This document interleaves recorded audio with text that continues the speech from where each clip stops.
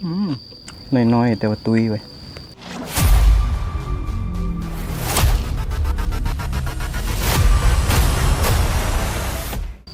สบายดีพ่อแม่พี่น้องนะมาพบมาพอกันอีกแล้วเนาะมื้อนี้ก็มาในเมนูหอยคือเก่าหอยโป๊ะอีกแล้วพี่น้องเอ้ยเนาะจัดไปตามคำเฮียมฮ้องเนาะเพิ่นว่ากินหอยให้เบิ่งอีกแน่เพิ่นว่า FC เพิ่นมาคอมเมนต์นะนี่หอยคือเก่าหอยโป๊ะเป็นหอยโป๊ะ EP 2เนาะเพราะว่าเขากินไปแล้วคลิปนึงกินหอยโป๊ะเนาะที่แรกก็ว่าสิกินหอยปังว่าสิกินหอยแครงเนาะเพราะหอยโป๊ะเขากินแล้วพอดีไปเห็นใหญ่อีหลีพี่น้องก็เลยจัด EP 2ซะมันเป็นหอยใหญ่อีหลีก็เลยอยากให้พี่ให้น้องได้เบิ่งนำเนาะว่าเกิดมาเขาก็บ่เคยเห็นหอยโป๊ะใหญ่ปานนี้จักเทื่อหอยโป๊ะบ้านเฮาจะสับปูมือนี่แหละหรือว่าใหญ่กว่าแต่วันนี้มันใหญ่อีหลีเนาะก็บ่ฮู้ว่าหอยเลี้ยงบ่หอยหยังบ่เฮาก็ซื้อมาแล้วมาว่าอะไรใหญ่ห่างนี่มื้อนี้เฮาก็มีผักเขียวผักสลัดแล้วก็โหระพามีมะเขือเนาะมะเขือกำพร้ามะเขือน้อยเดียว เอามาแซ่บๆแล้วกันนี่กับแจ่วซีฟู้ดคุ้นๆบ่ได้ตำเองเด้อมื้อนี้ซื้อเอานี่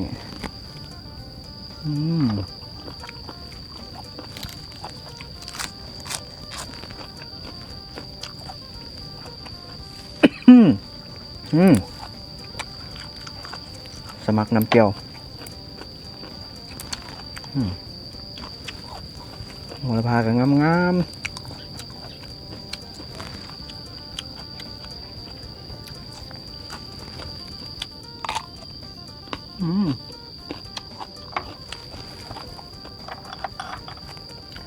ะเขือกำพร้าพี่น้องจิ้มแต่ไหนกับบะออกคือเก่าอันไข่หอยโป๊ะบอกว่าค่อยต้องต้มจังนาทีจังจิ้มมันจะออกมาเม็ดพวงเม็ดขี้เม็ดไข่เมื่อยเห็นละ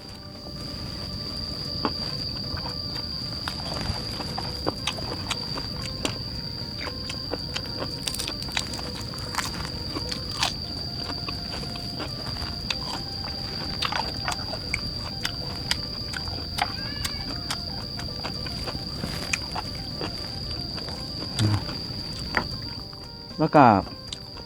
บ่มีอย่างนำหอยโป๊ะบ่คือหอยโป๊ะที่เราเก็บอยู่ทุ่งนาอยู่ป่าอยู่บ้านเขาจะมีอย่างอันนี้บ่มีแล้วก็บ่ค่อยหวานปานใดถ้าหอยบ้านเขาจะหวานแล้วก็มีอย่างแต่นี่น่าจะเป็นหอยเลี้ยงแหละ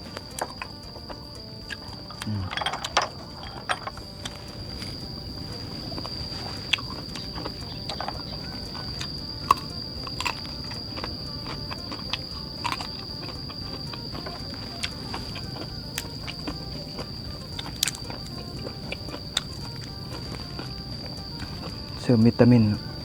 ผักแค้ว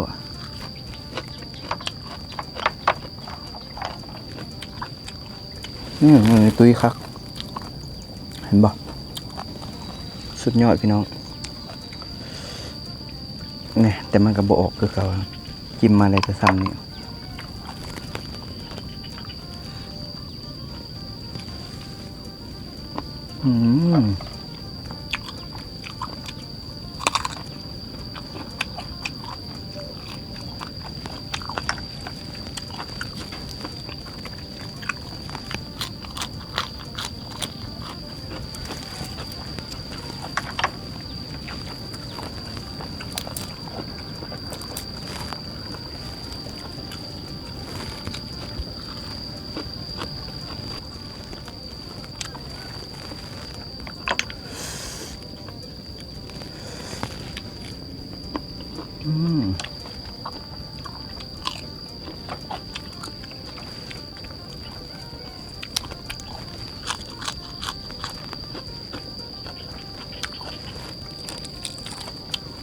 สลัดกรอบหวานปลอดสารพิษเป็นสลัดที่ปลูกอยู่น้ำเลยพี่น้องไม่ได้ปลูกอยู่ดิน อ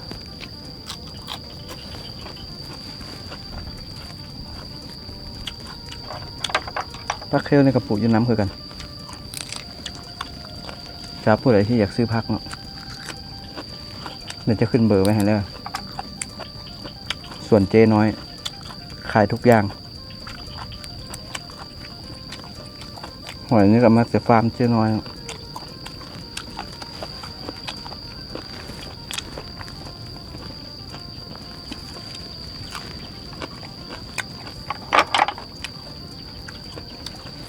น้อยๆแต่ว่าตุยไป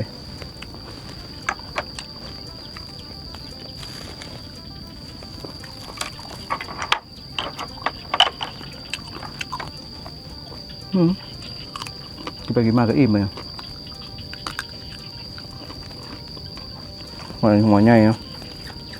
เป็นแต่อิ่มไว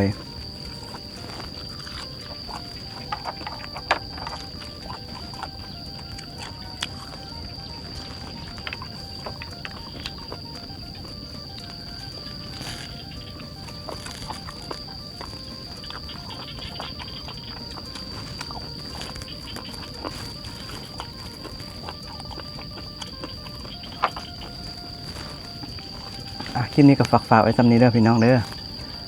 เดี๋ยวคลิปต่อไปคือสิบริกินแล้วหอยโป้ไปเนี่ยเดี๋ยวสิเอาหอยแครงหรือว่าหอยปังมากินซูพี่ซูน้องมืออีกเนาะสำหรับคลิปนี้ฝากไว้สำนี้ก็เด้อเนาะฝากกดไลค์กดแชร์กดติดตามเพจพี่เต้งนะเนาะเขาจะมีจังช่อง YouTube พร้อมแล้วก็มี TikTok พร้อมเนาะเดี๋ยวจะขึ้นไว้ให้เด้อฝากไปติดตามหน่อยเด้อสำหรับคลิปนี้ขอบใจปิด